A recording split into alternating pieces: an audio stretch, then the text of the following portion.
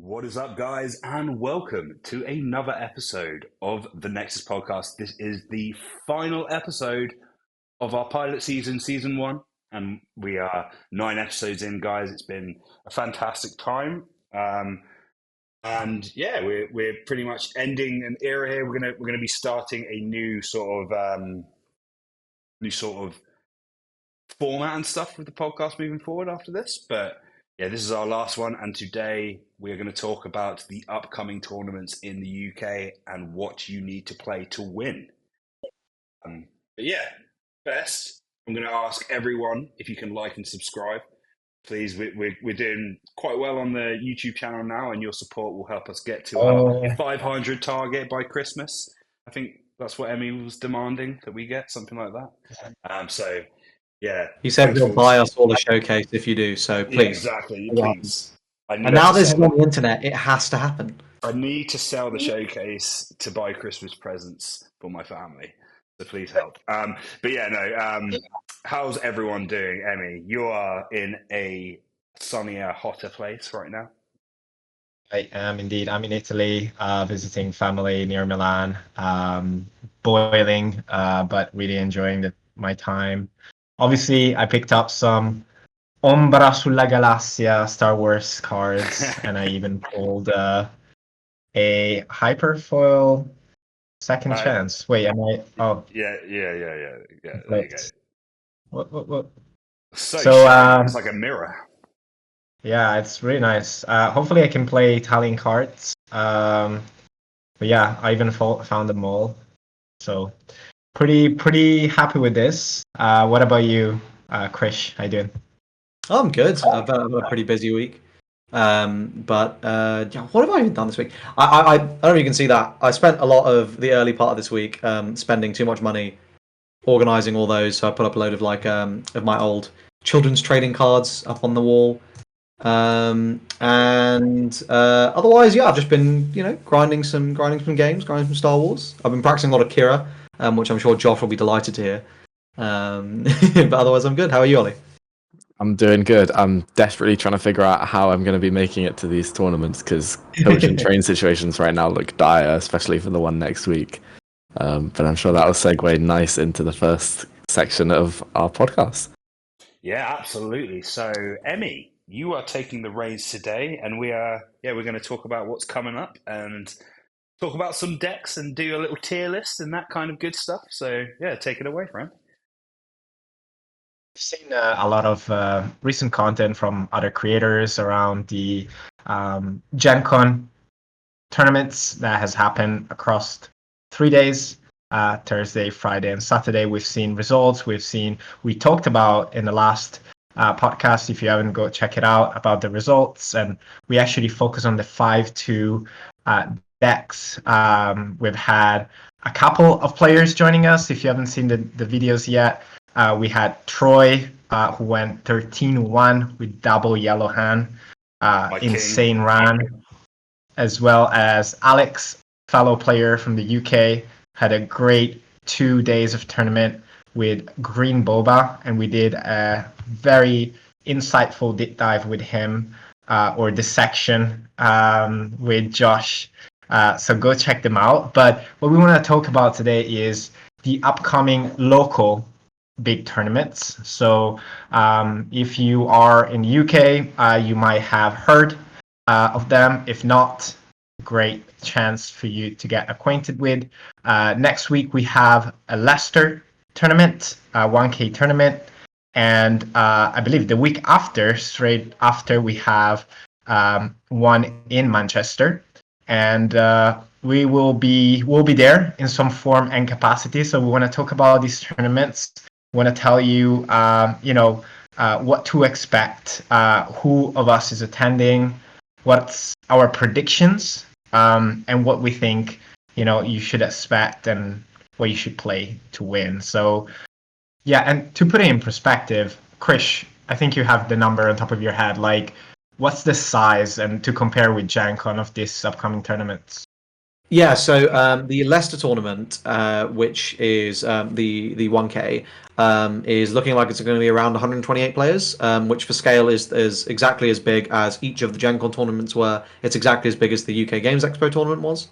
And the tournament in Manchester, which is the one that's got the it's got the playmats, like UK Games Expo. That one's looking like it's going to be the biggest in the world so far. Because so Twickenham was the first tournament in the UK, and that was about 220 players, if memory serves. And it's looking like, I mean, this has got a cap of 400. It's looking like at the moment, I think it's around 300, 350. They're expecting something like that. So big tournaments, like really, really big tournaments. Exciting. Yeah. So let's start from the first one, where Josh, you're going to be there. 100%, I'm going to be there. Yeah.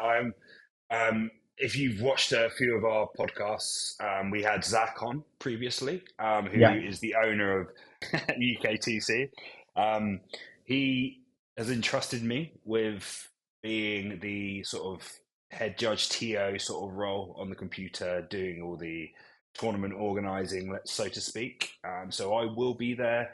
I will be announcing your rounds and shouting very loud, probably scaring a lot of people sitting on tables. And yeah, no, really looking forward to it. We've got a lot planned as far as the organisation things go. Lovely venue, lots of space. Yeah, I'm really excited to welcome everyone and begin this grand tournament series. And Ollie and Krish, are you both going? I can't make it, unfortunately, but I believe Ollie's going.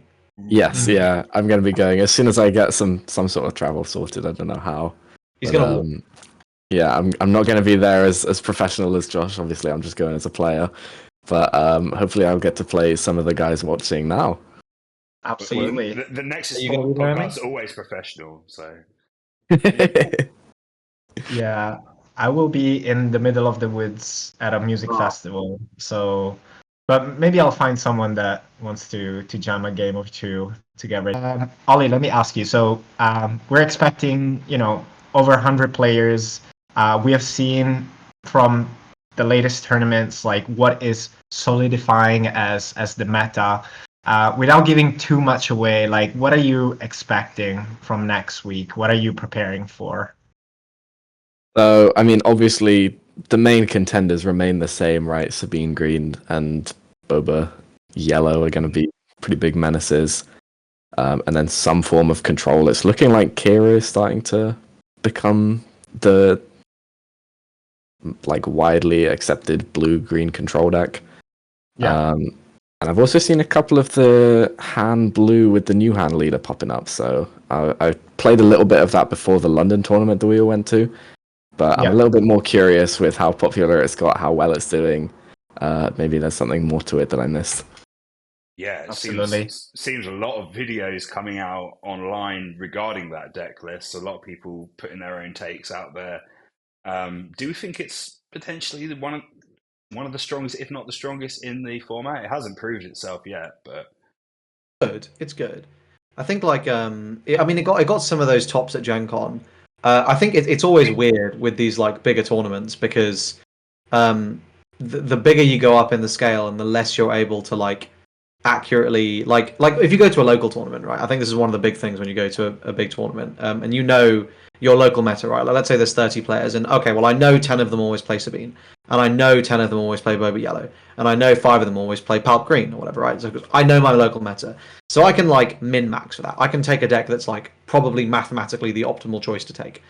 The problem when you go to a big event is you're fighting against two factors, right?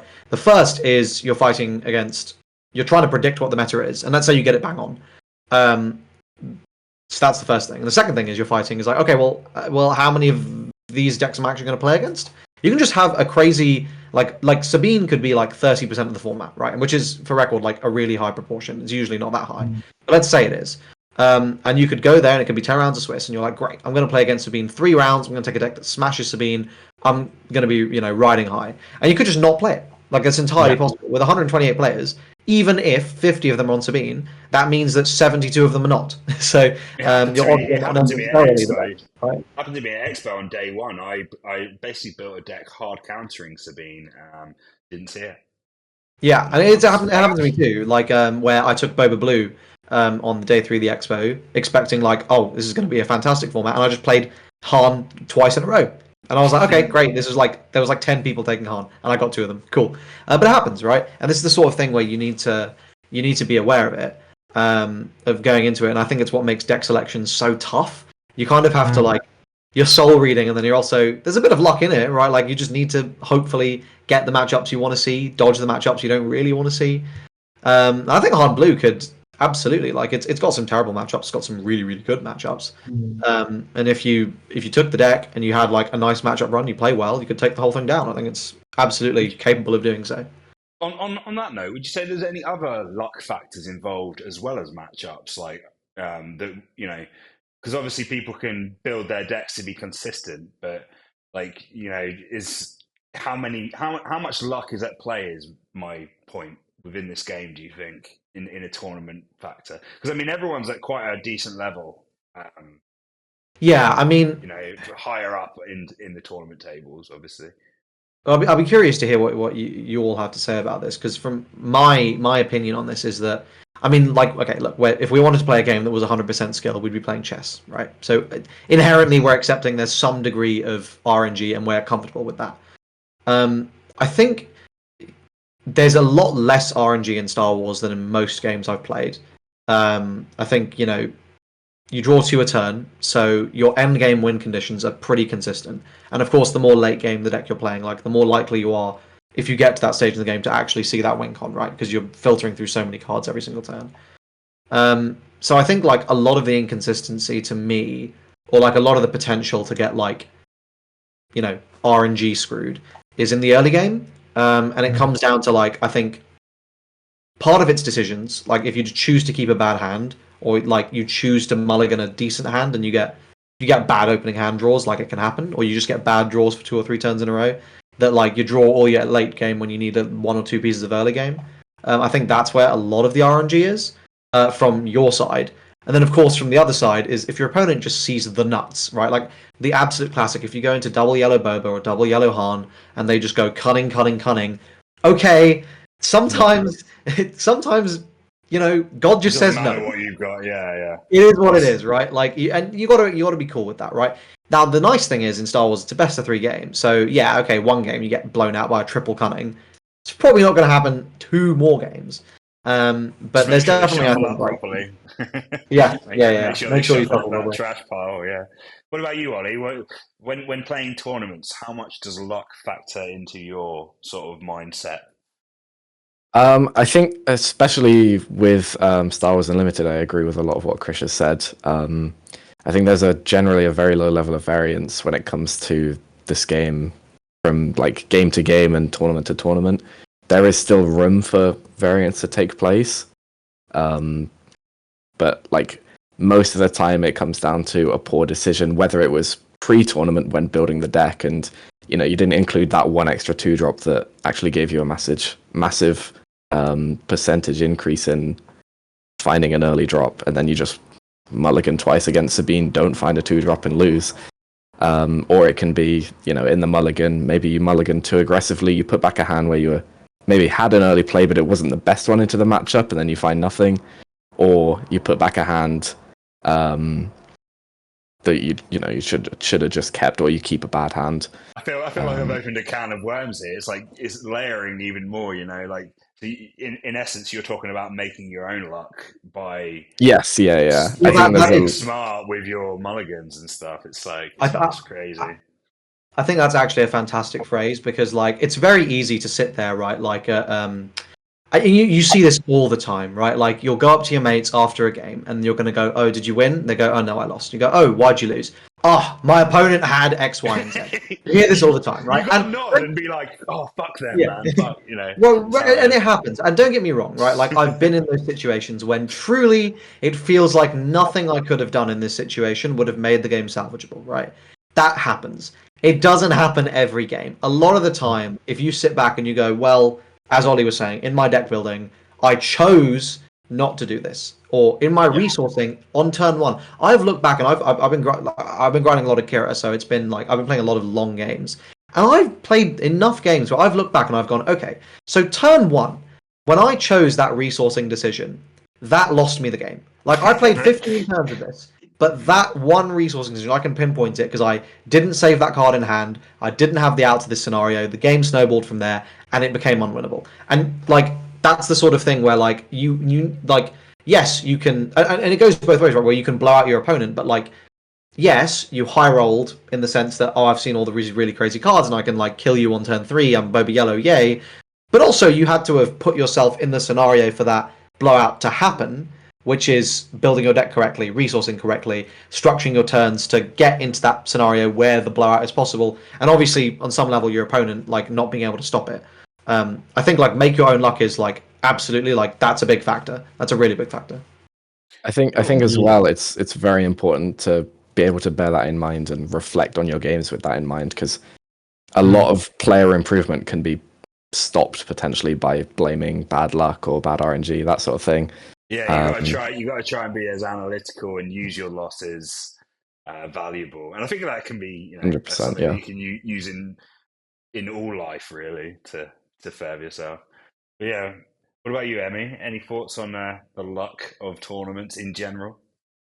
Yeah, I think like I generally agree with everything. The 1-2 cents I'd like to add is the consideration that you will play just at least as many games that you play without your side, but with your side, right?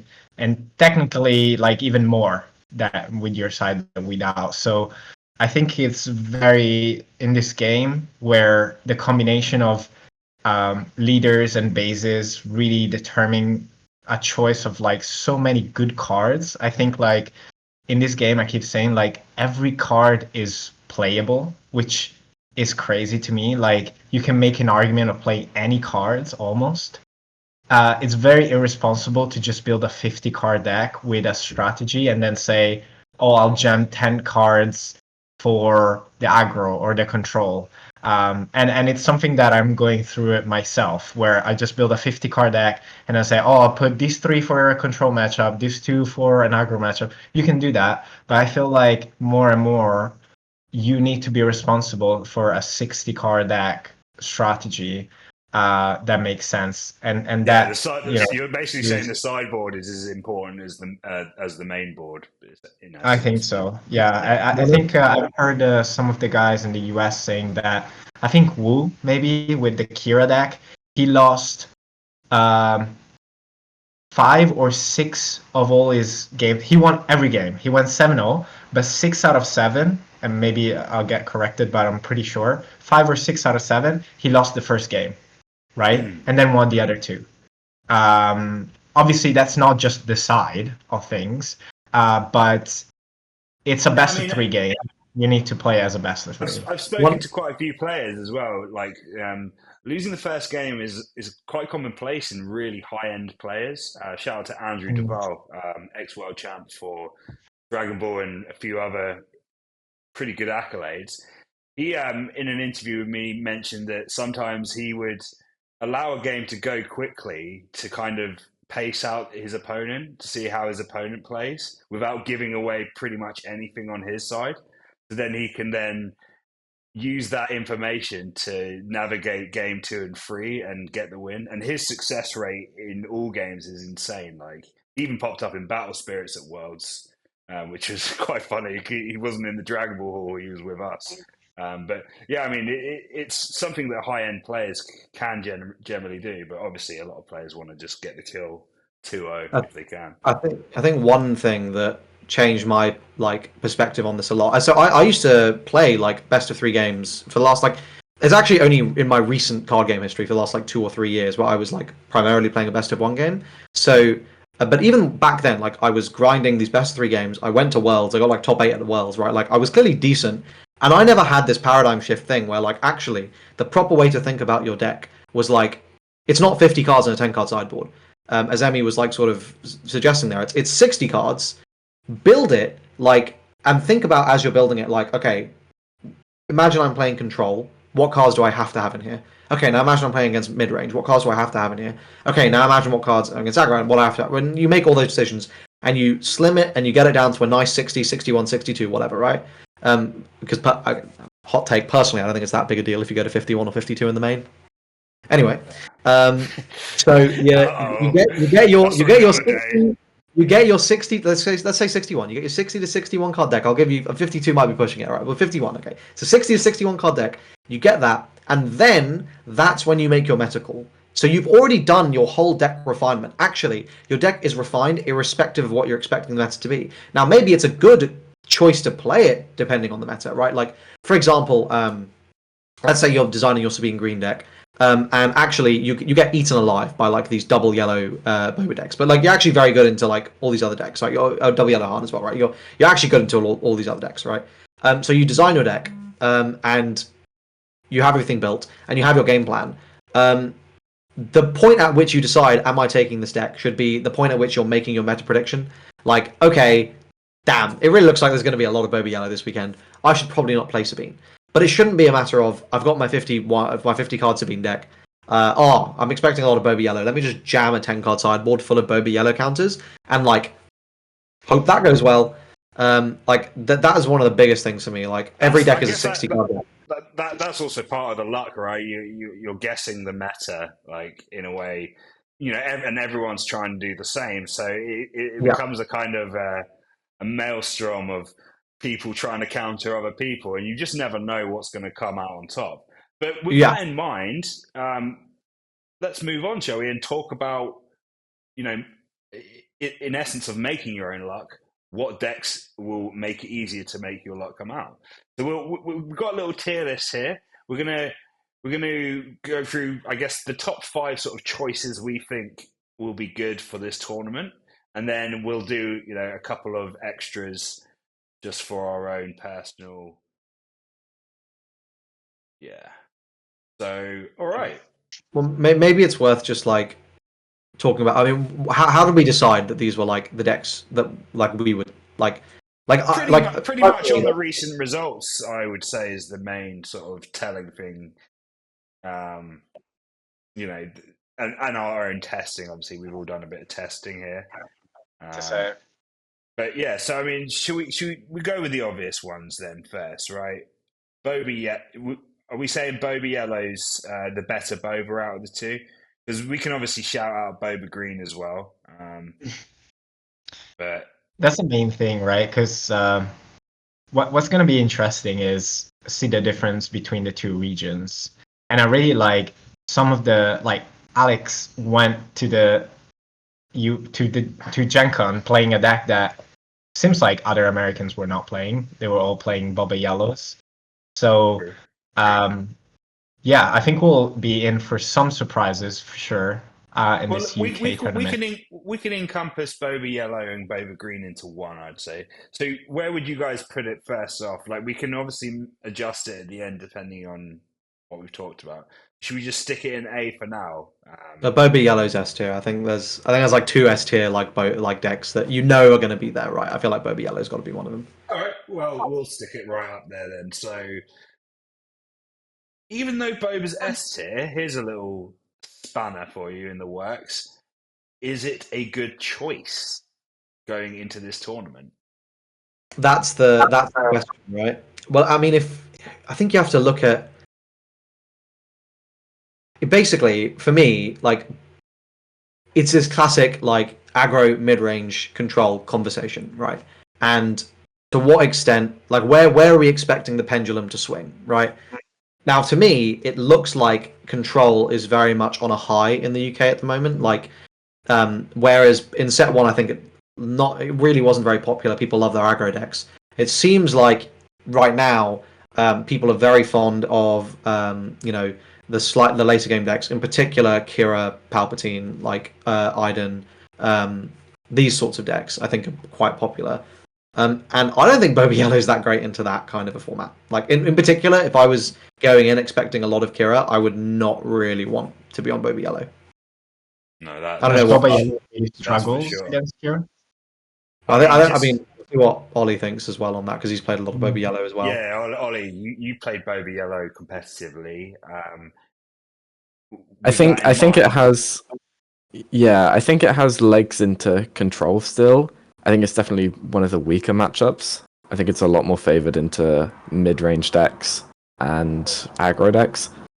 I think you can. Obviously, it's got Bazine, it's got Bodhi Rook.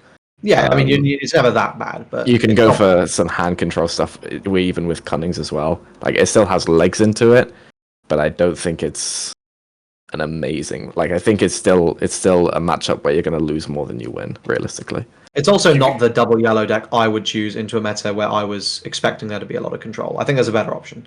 Spoilers. Well, with that in mind, we may as well just go for it. So, do you think this is S tier as well, then, or A tier for Han? Because it doesn't have as strong matchups into mid range as Boba necessarily. But what do you guys think? I'd be happy with A or B tier. I think. I think B's harsh. B's harsh.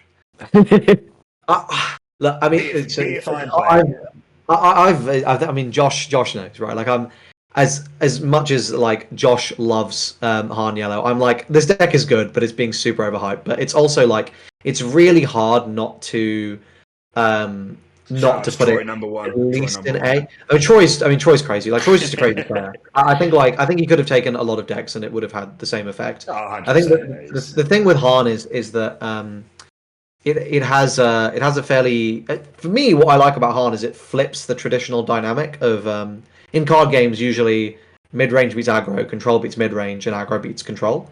But Han kind of flips that as a mid range deck that actually kind of has a really good matchup into control. It's got a lot of the really nice hand rip. I mean, it's got Thoughtseize, right? Fundamentally, that's going to be quite a nice advantage. It's cheating resources. It's playing out a very aggressive game for a mid-range deck where you want it to. And so I think to answer your question, I think it's probably A, but I think I'd be more likely to play it than Boba Yellow based on the Gen Con results. Yeah, and I guess it's a bit more rogue choice, a bit less. People know the Boba play lines a bit more. Yeah, I think I was going to bring up a point very similar to that. It's a little bit less linear than Boba Yellow, and it's also, I think, a little bit less explored than Boba Yellow, just because it's a much newer deck.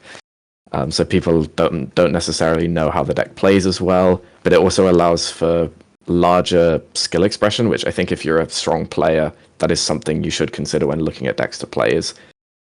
Is there a difference between me playing this deck versus someone who's played the deck for a week? 100%. One thing that's worth flagging as well is that it's more resilient to a lot of the very popular hand rip strategies that we're seeing at the moment. Which Boba Yellow can just fold to. If you get pillaged at the wrong time, followed up with a force throw, that can be it. But Han, it's got tech, right? Your resource row is your hand when you need it to be. So I think there's a lot more resilience there to the strategy. Yeah, 100%. All right, so moving on. I mean, we're talking about Han, so let's talk about the new kid on the block. Let's say the Han blue deck. We talked about it earlier. Essentially, what it is, the deck is pretty much trying to play bombs as soon as possible and just sort of overwhelm the opponent. Early game is kind of like your typical sort of restore, control. Very, very fun deck to play. Have you guys had much testing and thought about this deck and where it would lie in the current meta? I've got a lot of games against it. I don't know if I think Emmy, you were playing. That's really relevant, I think. I played a couple of games, especially because I've been playing hand to green for quite a while now, and I'm still really high on that deck. I think there's room to explore, and it came a long way from the first version. What hand blue has a very similar kind of approach to the game, which is bombs early. That is slightly slower because you don't have the quick ramp. but you don't feel it. You don't feel it very much because you have other options in the form of control options to play in the ramp turns, and you still able to take advantage of hand two to play Luke at 6, Yeah, I mean and to play. that's such a Unreal. play. Yeah, it's just really, really strong. So, personally, I really like it. I just love the ability of the leader, and the leader itself. I think if I would give it a score, considering that double yellow hand one is A, this is probably like 1.5 between A and B. Okay. Mainly for consistency reasons, and I'll put it in B then. like, yeah, I guess it would be like, you know, I top think end B. one advantage of this deck is although there's been quite a lot of videos and stuff, it's still fairly a new kid on the block, and I think people may have tested with it, but I think it might have more surprise factor again going back into that. Not necessarily, a lot of people have played Bova Yellow since the start of the game, so it hasn't changed very much. Although this deck is a completely new concept, really, and cards being played on turns that they wouldn't normally be played might catch people off guard. What do you I think think one about of the prospect for this deck in the tournaments coming up? Well, one thing as well, just on the surprise factor, is a lot of people are going to be really unfamiliar with the lines. I don't even necessarily mean like the cheating out stuff. Like, okay, they can pick up the leader and they'll get it. Like, oh, fine, I'm about to get cooked by a Luke and I'm not doing much. One of the things that a lot of players are not going to be used to is that red-blue combo, in particular with the Force package, right? Like, Chirrut existed in set one. It was not the most popular deck, and I don't think Chirrut had anywhere near the game that Han Blue has, in theory, to me, depending on the meta. Chirrut had like game at all times, but it was like 55% game. I know a certain Ollie that would definitely argue that, but No, that's for I another don't day think. as I well. think that was a fair assessment. Like it was never a bad time, but it was never a good time to play Chirrut. You know, like it was a good deck. I'm being like, but I think with Han, where it's like, okay, so for example, the big one for me is like, if I've never played against this deck and I see you play a Yoda, I'm going, okay, cool, and then I get force throwed, and I'm like, oh, I've only got big things in my hand. Oh no, I just lost my whole board. Oh no. Like, this is the sort of stuff where like you're not going to be mentally prepared for it. And then of course, like when you're sitting there and like I'm standing, and then the Crate Dragon, right, is like an insane piece of top end that actually shuts a lot of stuff out the game. Like when you slam a Crate Dragon, like unless you've got like a Waylay or something, or like a Power the Dark Side ready to go, you're kind of cooked. So definitely, I think there's like a huge amount of game here. I'm fortunate enough that Ollie beat me up with Chirrut a lot in set one, so I have force throw PTSD. Like I think if I was, I think this is one where if I was expecting double yellow to be like there in force, I would not play it. If I'm predicting this is more of a situation where there's actually probably not going to be that much yellow, I'd be really high on this, because like the worst thing for this deck to have to deal with is like just getting like all their stuff waylaid like at the appropriate point in the game, because if a tempo deck, I sit there and I go, oh, your whole turn is playing one thing that comes in exhausted. Okay, I don't care. Waylay. Yeah. I'd flip Boba. Swing. I'd say that's the biggest issue. That's the biggest issue with some of these decks, is it is just one play per turn, which can unfortunately not cut it in some of these matchups. But yeah, quickly, Ollie, what do you think about its prospects for winning before we move on to the next deck? Because just a bit conscious of time. Yeah, no, I definitely think it's a strong deck. I don't have a huge amount to say about it, unfortunately, because I messed around with it for like a day before London, but didn't give it much thought, to be honest. It felt decent. In my eyes, I wanted to play Chirrut more because it had more access to the force synergies with the guaranteed force unit on deploy, but no, I definitely saw the potential in it then. I'm glad that it's getting results. I think it's definitely got some strong It's strong quite options fun to it. as well. I mean, that's one Yeah, thing to Who doesn't love cheating out cards for cheap? exactly. Yeah. All right. So It's interesting that it's usurped Ray. Like you took all the progression that happened with the Ray deck when people were really high on it, and then they went, "Oh, yeah, hey, this is way better. Let me just play this." yeah. It's like a no brainer as well. How much better it is. But yeah, moving on. Do a couple more here of the 5 we think are the best picks. Kira. So Good deck. yeah. I mean, Yeah. Chris, you said you've been testing it a lot. I've been grinding a lot of Kira games. Yeah, where- I've probably. is this S tier or A tier? Where are you putting it? I'm putting this in. Okay. I mean, I'm biased. I think I'd like to put it in S.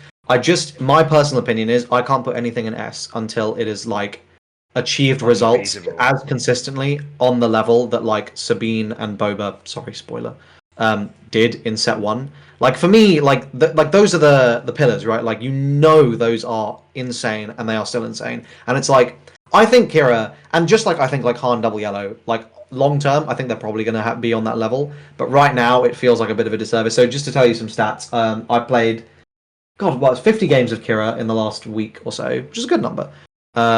So yeah, probably a good few hours I've spent on this deck. I'm not claiming to be like a master of it by any means, but I think it's a deck that the more I play it, the more comfortable I would feel just taking it into a field where I don't really know what the meta is going to be. I mean, obviously there are some matchups where it's a bit dicey, right? Like Sabine, you're a control deck. Fundamentally, if you're sitting there and you play like 4 Sabines in a row, you're probably not having the best time. Just to clarify, we're talking about ECL, Kira. Yeah. I mean, Sabine Yellow's still probably not going to be ideal, but yeah, ECL's much scarier.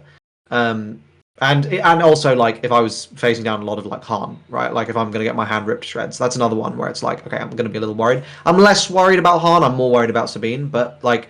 Those are 2 decks where I'm sitting there and I'm going, okay, like if I know the field's going to have those, I'm going to be a little less likely to take Kira, even though I think Kira's amazing. And I think if you, like for me, this is the definition of like one of the things I think we've been seeing is that we've been seeing decks sort of solidify around aspect combinations more so than leaders now. I feel like that's a trend I can say with some confidence we've seen in set 2 where now we have a go-to like red, white, and green deck, right? We have a go-to red, blue, and white deck. We have a go-to like for these various ones, and I think like this is the go-to green, blue, black deck. Like I think you're talking about villain control. I think you're just talking about Kira. It's the premier control deck, and I think I'm gonna put it. I'd say there's a lot of videos out there as well that explains why it's the best, right?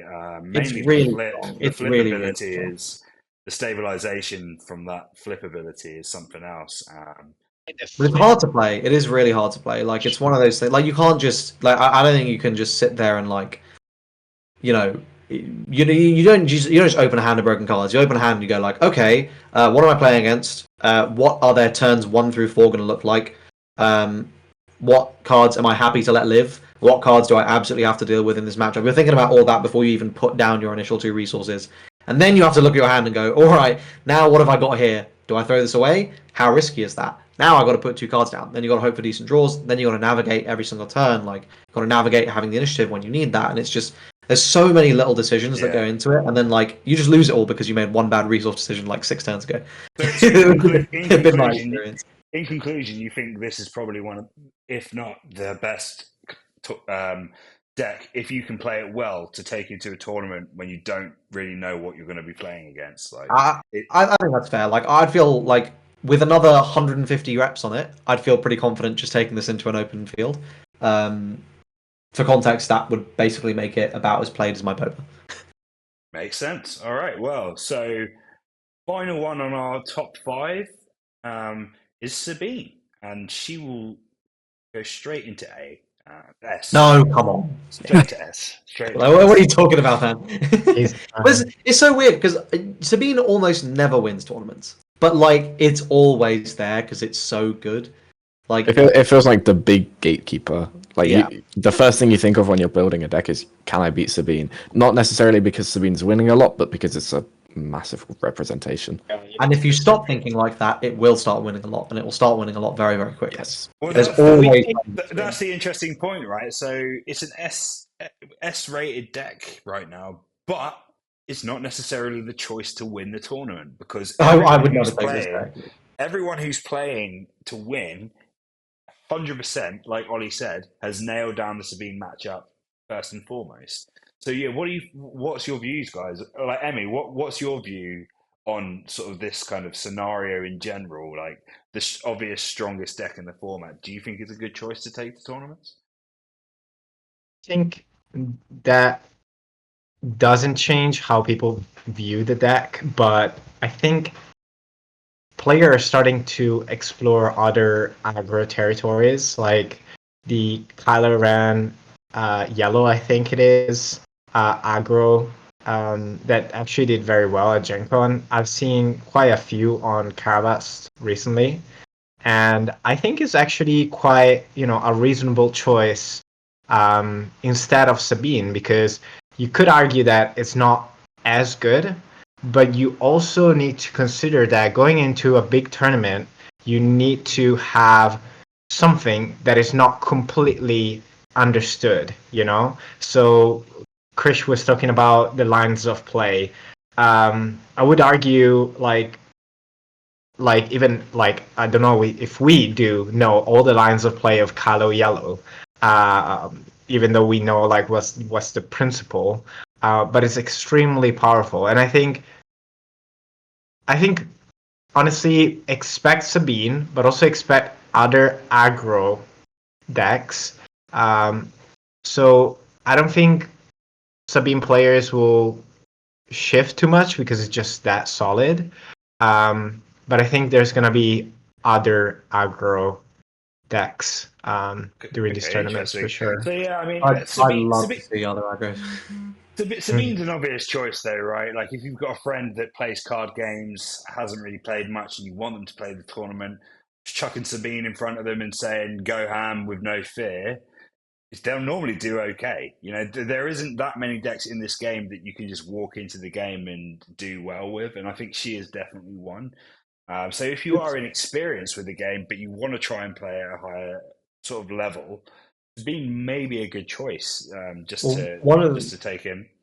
And one of the things I really like about it is because I was sort of the opinion that like, it's Sabine. Like, how hard can it really be to play, right? But turn your card sideways, deal damage, win. And I started playing games in it, and I was like, oh, actually, this is really, really hard to play because what you're trying to do as a Sabine, and this is what I think like. Stage 0 is like, I just turn my card sideways, and you'll probably have like a 50% win rate just by doing that. But where you start getting like those marginal gains that get you into top tables is like going, okay. But firstly, you have to start thinking a couple turns ahead for maximizing damage. Then you start edging those games when previously you were getting them to 21, 22, 22 damage. Okay, now you're getting them to 25 or 30 and you're winning. And the second thing is like figuring out what they think you're on and doing something else. That's where I've seen like the biggest like marginal gains where I've gone, okay, I think that they read me on Darksaber this turn. So I'm going to make them think I'm going to Darksaber for as long as possible, delay as many actions as possible, and then I'm going to pivot, do something else. I'm going to have sunk a load of damage for free, and they're going to have had a really inefficient turn. And it's like stuff like that where like Sabine is a great deck to learn the game on and grind because you will like see that directly correlating in your win rate. Yeah, you're tightening up your play to get the best out of the deck, absolutely. And I think it's the easiest deck to see that, see your errors. Because those games are so sometimes compressed. You can get a bit lost when you first start this game. You can finish a game and you're like so far behind. You're like, how did that even happen? But with Sabine, I think it is glaringly obvious. I actually started the game on Leia aggro, and I had the exact experience where I kind of learned how tight you had to be. So great top 5. Like any of these decks, I think you can have a great chance of competing in a tournament. Obviously, you need to put in the hours, learn your matchups, and do all that. We're pretty much done for today with time. However, as a special question time on the round, I'm going to give each of you guys a quick second to choose a deck that you think we can add here, which could be a great rogue choice. I'm going to start off. It's one that Ollie's been playing a bit. I'm going to put it in C tier because I think it has shortfalls, unfortunately, in the meta. Tarkin Yellow, the kind of space-centric, vehicle-centric dark triple raid deck. I've seen it do really well on a local level. In testing, I've seen it run through a lot of decks, and even in the London tournament, I saw it destroy some decks. Shout out to Frankie. So yeah, I think it's just something that you could go into it, but it really has a massive shortfall into cunning decks. So obviously, with 2 cunning decks being at the top of our tier list, And it might ECL not be deck. the best choice. Yeah, I mean, yeah, ECL decks with early ECLs, but I still think it's a deck that can do well in competitive with a little bit of luck. But what about you, Ollie? What would be your one choice, and where would you put it as a rogue sort of? I think I'd have to go with the new hand leader with ECL with With the zoo play zoo. style. Yeah. Yeah, Shout out to I've been loving that deck. our video of that. You can go check out that Decklist from Swoop Races that we did a video on. So where would you stick that next to Han in B, like with the I blue don't know ones? where I'd put it, to be honest. I think B or A tier. I'd be pretty happy with either of those, to be honest. 100%. It's kind of hard to gauge. Yeah. Deck is very strong. So what about you, Chris? What's your little shout out? I think I've got to be Palp, right? Like, I think if I was ever predicting a meta that was going to be like this greedy, like, oh, loads of control, like loads of these like top end focus decks, you're not beating Palp. In particular, you're not beating double green Palp with all the ramp that deck has. It's like 9 ramp cards, something stupid. It's going to outpace you, and it's going to just have the most ridiculous end game. Would you go I think B or C for this? Because it does have shortfalls into Sabine, right? Like it's got Sabine. trouble. I mean, it's got to be at least B. It's probably not A. It's got to be at least B. I would have pushed for A pre-Gen Con, but it had like the worst conversion rate I've ever seen. So like, That's fair. maybe there's some refinement to do with these deck lists. And what about you, Emmy? I know you've mainly played on Han too, but if is there anything that you've lost to that you might think could be a problem to people? Oh, can you hear me? Yeah. More than a problem, I think, one that has real potential, I think, is Boss Green. Ooh, yeah, that's a good We've deck. seen it, like, I was between that and Hondo, but I think like Bosk has like some really great lines of play that are very oppressive in early game, as well as when you flip and you're able to collect bounties twice. It's really, really strong. Super Would you stick that powerful. in C tier as well in this sort of context that we're talking about? Honestly, I think it can live in B. Okay, I agree. I think it can live in B personally. all right. Yeah, I'm pretty high on that list. All right, so thank you very Hmm. much, guys, for all of your opinions. It seems a pretty solid list to me. I don't know what you guys thought to our conclusion wise. Let us know in the comments and give us likes on if you think this is accurate. But yeah, it'd be interesting to see what the top 16s are looking like in the upcoming tournaments, and we're looking forward to seeing you all there. Chris, you'll be casting in Manchester, right? Yes, I will be Yeah, there. so Just for Top Cut. I'll be there on day 2. Come say hi. yeah, and anyone Guys, watching that's online the events. will Yeah. get to see Chris doing that. So, but yeah, no, pretty Yeah, I was much. saying if anyone sees it as at events, like come say hi and Yeah, let 100%. us know if you've done We'll a all be good in event. Manchester, right? I'm pretty sure. So, Yes, yeah, Yeah. yeah, we'll have a So great time. me, Ollie, and Emmy will be playing. So we'll see you on the tables, guys. And yeah, if you are playing either of the tournaments or even any local tournaments, good luck. And we hope this video has helped you along your path. So see you guys next time. Thanks if you watched any of season 1 of our podcast. This has been kind of experimental phase, and we will be coming back very soon with some really exciting content for all of you. So Don't forget to subscribe, and we'll see you next time.